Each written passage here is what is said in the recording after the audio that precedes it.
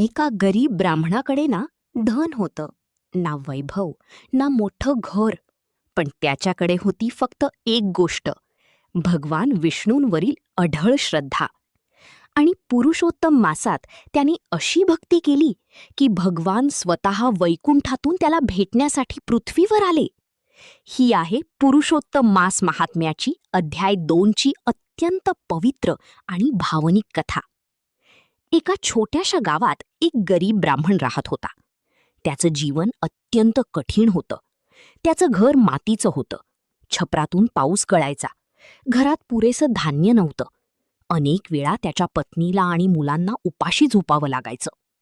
पण एवढ्या दुःखातही त्या ब्राह्मणाच्या चेहऱ्यावर कधी तक्रार नव्हती, कारण त्याचा सर्वात मोठा आधार होता भगवान विष्णूंवरील विश्वास. तो रोज पहाटे उठायचा, नदीवर जाऊन स्नान करायचा, त्यानंतर मंदिरात बसून तासन तास भगवानाचं नामस्मरण करायचा. ओम नमो भगवते वासुदेवाय हा जप त्याच्या श्वासात मिसळला होता. गावातील अनेक लोक त्याची थट्टा करायचे. अरे ब्राह्मणा, इतकी भक्ती करून तुला मिळालं तरी काय? देवाने तुला गरीबच ठेवलं ना? तुझ्या भक्तीने पोट भरतं का? पण ब्राह्मण कधी रागावत नसे. तो फक्त हसायचा आणि म्हणायचा, भगवान उशीर करतात, पण अन्याय कधीच करत नाहीत.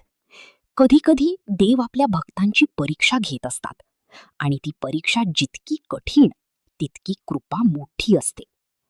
एक दिवस गावात एक तेजस्वी संत आले. संपूर्ण गाव त्यांच्या दर्शनासाठी जमलं. त्या संतांनी पुरुषोत्तम मासाचं महत्त्व सांगायला सुरुवात केली. ते म्हणाले, हा महिना साधा नाही, हा स्वतः भगवान विष्णूंचा महिना आहे. या महिन्यात केलेला जप, दान, व्रत आणि भक्ती अनेक पटींनी फल देते. संत पुढे म्हणाले, जो मनापासून भगवानाचं स्मरण करतो त्याचं जीवन बदलल्याशिवाय राहत नाही. हे शब्द त्या गरीब ब्राह्मणाच्या हृदयात थेट उतरले.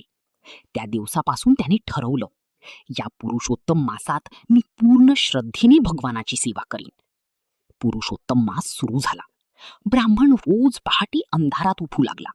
थंड नदीत स्नान करून तो ओल्या कपड्यांत मंदिरात जाऊ लागला. मंदिरात बसून तो तासन तास विष्णू सहस्रनाम म्हणायचा. दिवसभर तो उपवास करायचा. पण सर्वात आश्चर्याची गोष्ट म्हणजे स्वतःकडे काही नसतानाही तो दुसऱ्यांना दान करायचा.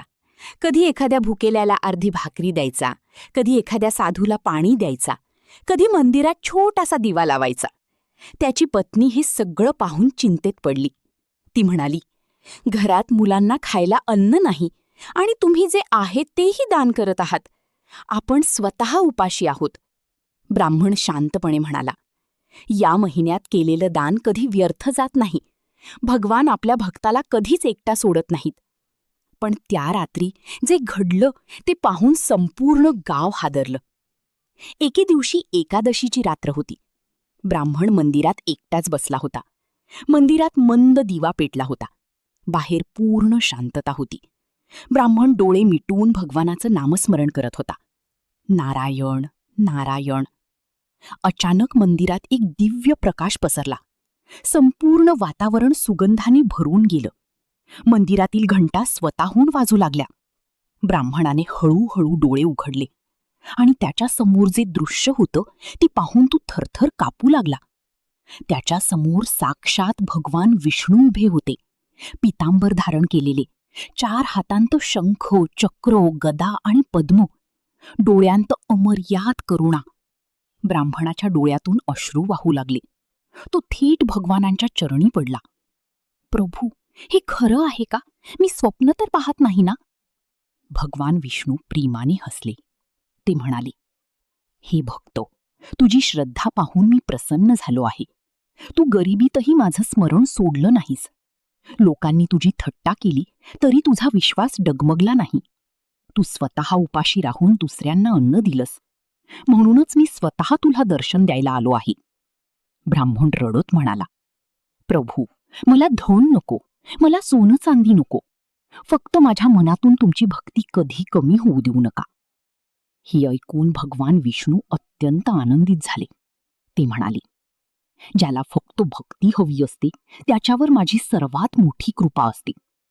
भगवान पुढे म्हणाले, आजपासून तुझ्या घरात कधीही अन्नाची कमतरता भासणार नाही आणि तुझं नाव सदैव माझ्या प्रिय भक्तांमध्ये घेतलं जाईल. असं म्हणत भगवान विष्णू अदृश्य झाले. पुढच्या दिवसापासून ब्राह्मणाच्या जीवनात चमत्कार घडू लागले. त्याच्या घरातील दारिद्र्य हळूहळू दूर होऊ लागलं. लोक त्याचा आदर करू लागले. पण एवढं सगळं मिळाल्यानंतरही त्याच्या स्वभावात गर्व आला नाही. उलट त्याची भक्ती अजून वाढली.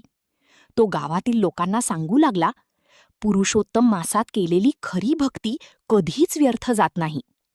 हळूहळू संपूर्ण गाव भगवान विष्णूंच्या भक्तीत रंगून गेलं. म्हणूनच म्हणतात, देवाला मोठे महाल लागत नाहीत. देवाला लागतं ते फक्त एक खरं आणि श्रद्धेने भरलेलं मन. जर तुम्हालाही ही पवित्र कथा आवडली असेल तर व्हिडिओला लाईक करा, चॅनलला सबस्क्राईब करा आणि ही कथा तुमच्या मित्रपरिवारासोबत नक्की शेअर करा.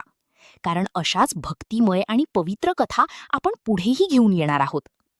पुढील अध्यायात आपण पाहू, एका श्रीमंत पण अहंकारी व्यापाऱ्याने पुरुषोत्तम मासाचा अपमान केला आणि त्यानंतर त्याच्या आयुष्यात अशी कोणती घटना घडली ज्यामुळे त्याचा संपूर्ण गर्व एका क्षणात नष्ट झाला.